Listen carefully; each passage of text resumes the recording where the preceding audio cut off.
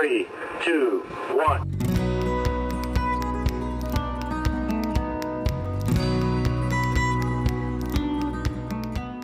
Hi, welcome back to Show Me Trucks. In this video, I'm working on the 1936 GMC back here, trying to get the 5.3 liter all buttoned up so we can get this thing started. I had a lot of issues trying to figure out the crankcase ventilation on this because I have the drive-by-wire Delmo kit to hide all that. So to make this look nice on an old truck takes a ton of work. So I'll show you what I did to kind of solve that. I got the drive shaft in, I work on restaining the floor wood and a bunch of different projects. Let's get into it. These LS water pumps, the truck engines, the water pump, your heater lines, you know, these would run back to your heater inside your cab. These stick straight out the side, which is horrible. It'd be nice if they went down. There's no real reason they can't go down, but that's not how they make it. I need to put 90 fittings on here.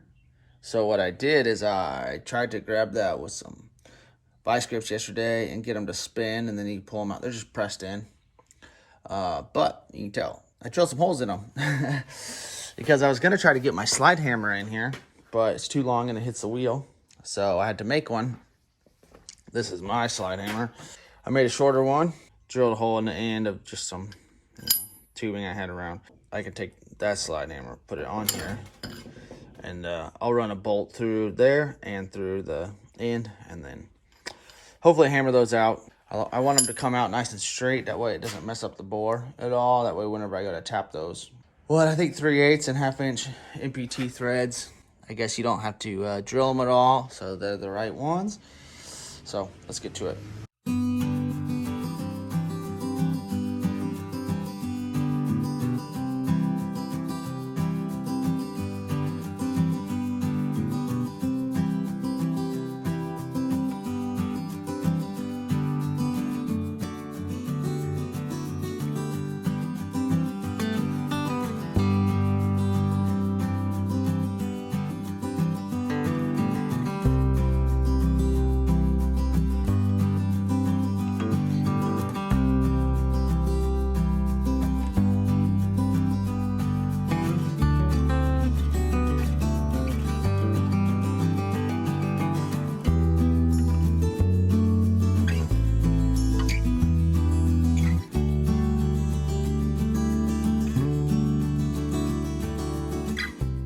Working on this coolant overflow tank. This one, if it fills up all the way up to the top of the tube, it will spit it out.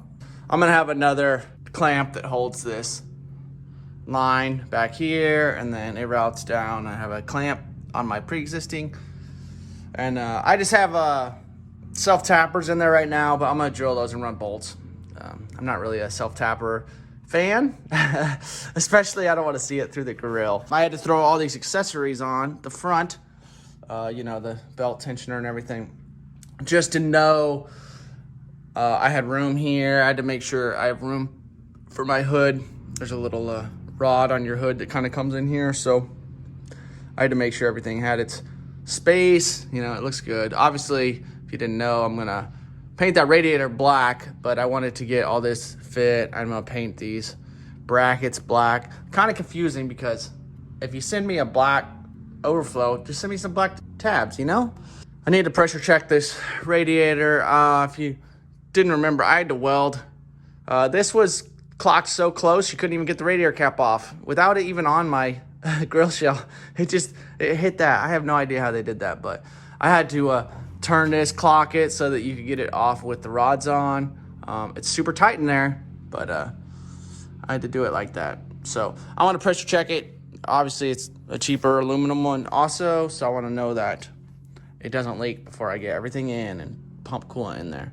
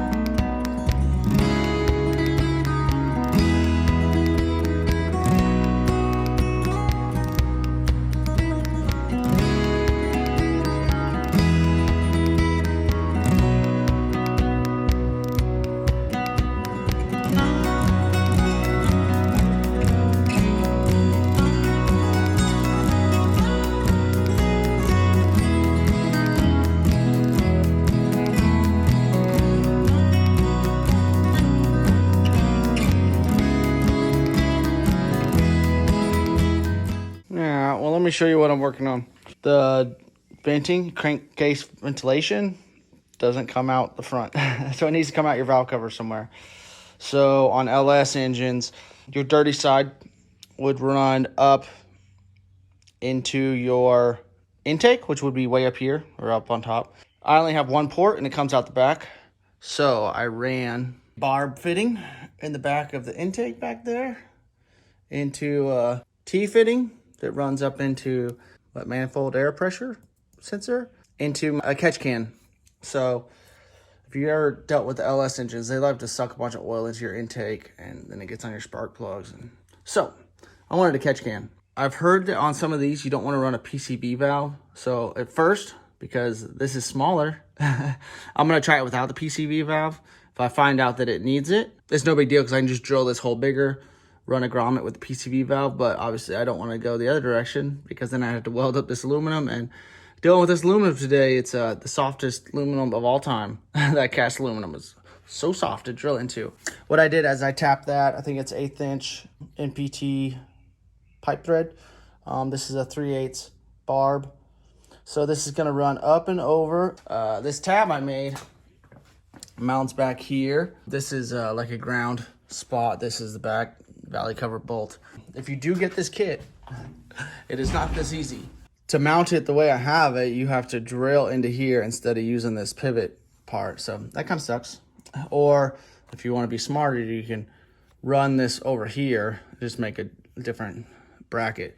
And if you're wondering, I can still get to my camshaft sensor that's right underneath here and undo that plug with this right there. But I did want it all in there tight.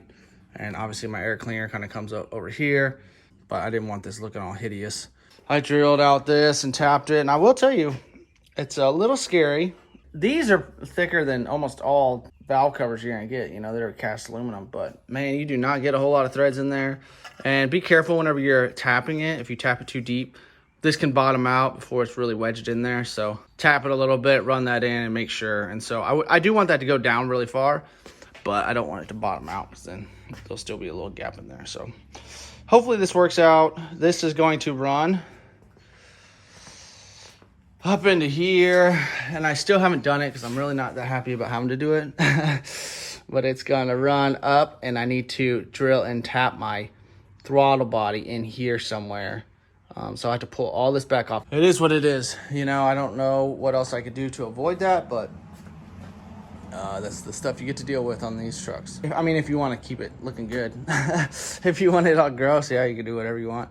I will tell you that I did run a breather on it before when it was in the 67, and I do not suggest that. I think the oil clogged up the breather, and then it didn't breathe right, and it blew all my seals out. So that's why I'm going this route. It's just a pain. I don't like doing this because I would love all this stuff to be like, if you need to replace it, you don't have to drill and tap things. Like if your throttle body goes out, which they do, I don't want to have to buy a new one and then drill and tap it, you know, on the road. That would suck. I don't know. If you run speed density, I guess you could just feed that back up into your intake or something, but I'm not doing it. This is kind of the problem with running the MAF sensor on the Delmo kit. All right, little update on the PCB situation. Just kind of threw this on so I could get a better visual, but I ended up going with 90 fittings because I didn't really want it to go up and over. I thought it looked kind of trashy, but like I said, I still need to tap the throttle body up here. That's why I haven't cut this to length. I did kind of throw my fuel fittings in. I just want to know that this hose will sit under there. I know it's kind of hard to see in here, but I'm going to run this straight across to that fuel rail, and then this is just going to dump down and kind of run along the trans tube. Just trying to do everything to keep it as clean as possible. This is why show trucks cost so much. This one, I had it kind of, it swoops down and behind, and I kind of like that a lot more. It is just, in theory, air. It's not a ton of pressure, but I don't really want to put ugly hose clamps on there. If you were going to go with this setup, you can go speed density mode, like I said, and then I'm pretty sure you can just run your other line up into the air cleaner plate, because then it's in front of the throttle body, but it doesn't matter about the MAF sensor. But because I ran the MAF sensor, all this sits up a little higher. Not bad, but it does sit up a little higher. So if you did want to run speed density mode, that can sit down a little bit more.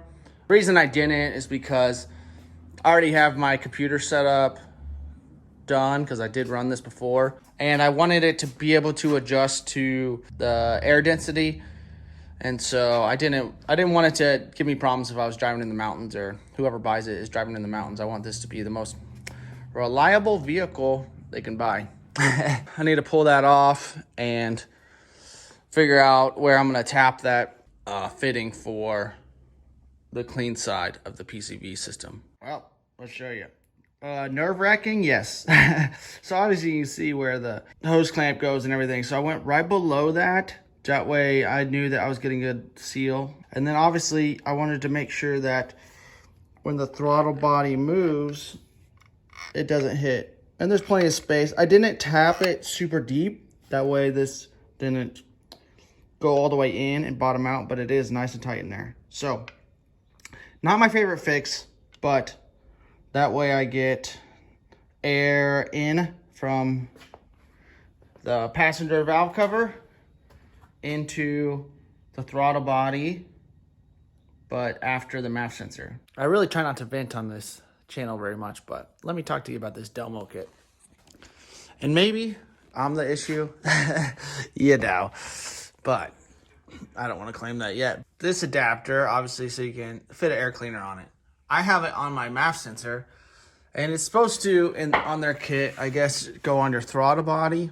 And then they give you this piece of rubber to be your spacer, but it's not near thick enough. So, like, you're trying to tighten this down. This is like billet aluminum. It's got little slots in it. So, in theory, it can compress with this hose clamp, but good luck. So, it's all loose, like it's about to fall off. So, I had one of these, so I had to cut that and then just keep sanding it and sanding it and sanding it until it fit. It's super tight because it's real hard and it's not going to compress. And this is kind of hard, but it just didn't fit tight enough. That was kind of a bummer because I would kind of, $1,000 kit, it should just go on, no issues. And, you know, the only defense I think maybe they'd have is maybe the throttle body is a touch different diameter, but I don't think it is. So, had to deal with that all morning and part of yesterday. I'm gonna wrap up this video. I took radiator back off, obviously. I got the air cleaner set up, working. I just had to keep sanding down that rubber piece and make it work. If you're wondering why I stopped doing the heater, I'm waiting on some fittings. I thought I could get those at the hardware store, but I could not. So I'm gonna have to order those. But this is how everything looks up here without the radiator in it. So those are just some plug wire holders. I cleaned up this alternator bracket that I made out of the original one. It just had a bunch of like rough marks on it, so sanded it all down. So alternator's on. Obviously I have to do wiring. Went and got a belt today. It was a little too big, so I have another one coming tomorrow, so you'll see that next video. Need to order a couple parts. Hopefully next video this thing is running. We'll see how it goes though. Thanks for watching. Hopefully we'll see this truck running soon. Bye.